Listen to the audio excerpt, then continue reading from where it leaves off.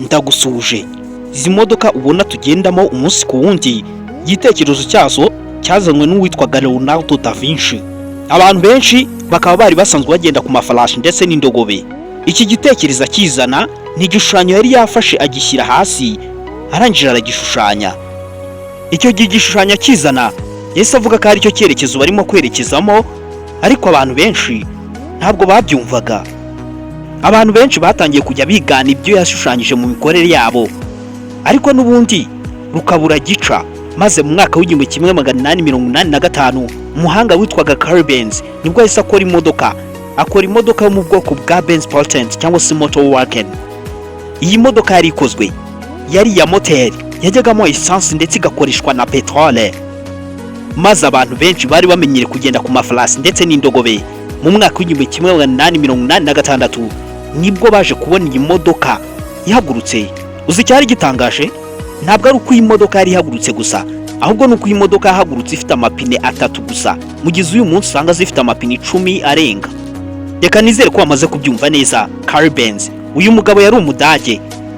Uyu mugabo ni wakoze imodoka bwa mbere gusa, ariko ntabwo bivuze ko ari wazanye igitekerezo. Iyi modoka ya Carl Benz yari ya moteri, mugize izindi zakorwaga mbere zabaga ari iz'imyuka. Uzamatsiko mise ngira se ni ukumenya amavu n'amavuko y'uyu mugabo wakoze imodoka bwa mbere, Carl Benz. Ese ubundi yari afite abana? Yari afite se umugore? Ubundi si uyu mugabo yavutse ryari? Iyi yitwa Kingdom JBTV, naho ngiye nitwa Bonviva. Iyi channel nakubwiye ko uzagiriraho ubumenyi bwinshi cyane.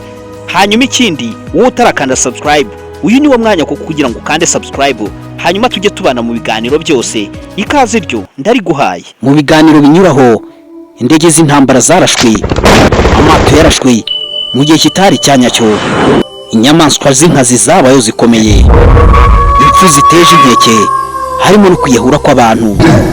Ibi byose iyo tubishyize hamwe bihinduka uruhererekane rw'ibibazo byugarije isi muri rusange. Ibi byose ni mu kiganiro mucyo tubona kuri Kingdom JBTV, naho ngiye nitwa Bonviva.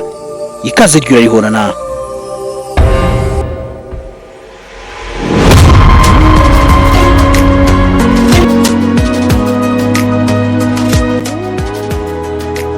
Iyi modoka yakozwe bwa mbere yakozwe n'umudage witwaga Carl Benz. Uyu Carl Benz yakaba yarikoreye mu mujyi wa Mannheim, n'ubundi mu gihugu cy'Ubudage.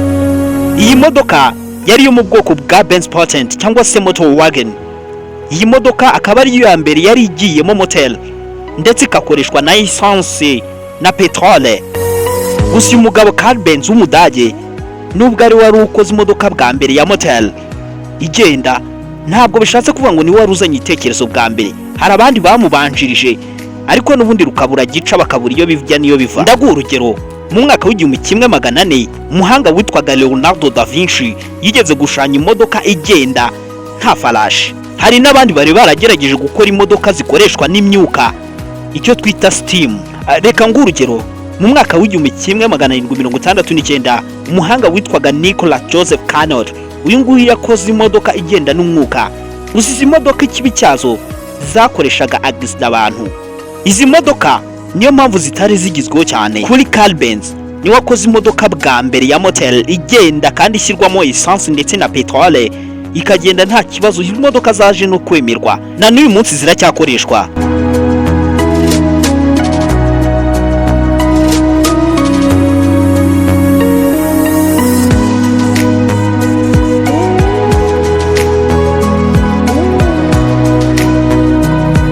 Mbere ya Carl Benz abantu benshi bakoraga imodoka, ariko bagakora imodoka z'imyuka nk'uko ushyushye steam. Izi modoka zari nini cyane kandi ikindi zatezaga n'impanuka. Niyo mpamvu zino modoka zitabashije kuba imodoka z'igihe kirekire ngo abantu bazizire. Uyu muhanga Carl Benz wari warakoze imodoka yo mu bwoko bwa Benz Patent cyangwa se Motor Wagen, yari afite umufasha witwaga Bertha Benz.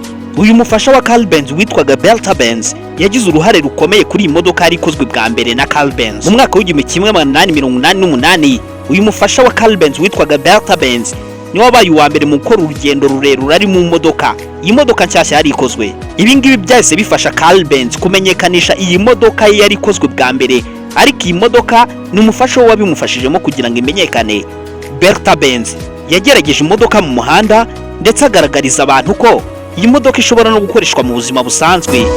Si ibyo gusa Bertha Benz yakoze, uyu mugore wa Carl Benz ahubwo akigenda muri ino modoka yaje gukemura n'ibindi bibazo yari ifite iyi modoka. Yaje kubona ko iyi modoka nubwo igenda ariko idafite feri zihagije. Uyu mufasha wa Carl Benz witwaga Bertha Benz niwe wafashije Carl Benz kumenyekanisha iyi modoka bitewe n'urugendo yayikoreshagamo. N'abantu benshi bavuga ko iyi modoka yari ikozwe bwa mbere ikorwa na Carl Benz uyu Mudage. Umudamu we witwaga Bertha Benz niwe wamufashije kumenyekanisha iyi modoka mu buryo buhagije bitewe n'urugendo yayikoreshagamo cyane. Iyi modoka niyo yabaye ikimenya bose kubera ko yari ifite motel ndetse kandi kajyamo na essence na petrole. Gusa icyo ugomba kumenya cyo nuko imodoka ya mbere yakorewe mu gihugu cy'Ubudage mu mwaka w'1885 ikorwa n'Umudage witwaga Carl Benz, ayikorera mu mujyi wa Mannheim. Iyi modoka ikaba ari yo mu bwoko bwa Benz Patent cyangwa se Motorwagen. Gusa nubwo tubonye muri kino kiganiro ko umugabo witwa Carl Benz ari watangiye gukora imodoka bwa mbere akayikora ya motel ijyamo essence ndetse na petrole, ntibivuze ko ari wazanye igitekerezo cyazanwe n'umugabo witwaga Leonardo da Vinci. Imodoka mbere bagendagaho zikaba zari amafarasi ndetse n'indogobe. Reka nsoze kino kiganiro nkubwira ngo umudamu burya ni mutima w'urugo koko. Iyi modoka yari ikozwe bwa mbere ya motel ijyamo essence ndetse na petrole ikorwa n'uyu mugabo witwaga Carl Benz. Uyu mugabo wari ufite umufasha witwaga Bertha Benz. Uyu Bertha Benz yagize uruhare rukomeye kuri iyi modoka nshyashya yari ikozwe ya motel. Uyu mudamu muti byagenze bite?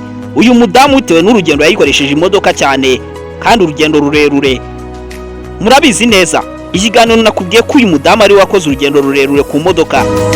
Bitewe n'urugendo rurerure Bertha Benz yari ayikoresheje iyi modoka, yaje gusanga iyi modoka ikeneye feri, maze afatikanya n'umugabo we Carl Benz bashyiramo feri nziza, imodoka ikajya ihagarara ari amahoro.